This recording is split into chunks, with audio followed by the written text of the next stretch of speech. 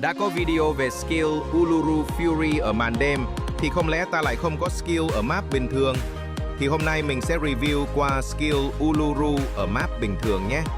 Đầu tiên là cho anh em xem hình ảnh sảnh nhân vật trông rất cổ điển tôn trọng, haha. Tiếp theo về các skill, đầu tiên là tường chắn, thì ở chế độ sáng trông nó có vẻ đẹp hơn nhỉ, sáng hơn.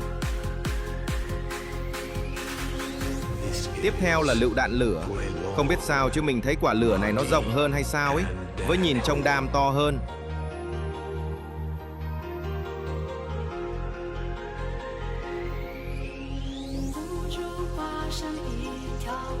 Ok, và cuối cùng là UAV tiêm kích và hành động kết liễu. Anh em nhận xét skill này nó như thế nào? Để lại dưới bình luận nhé. Bye anh em.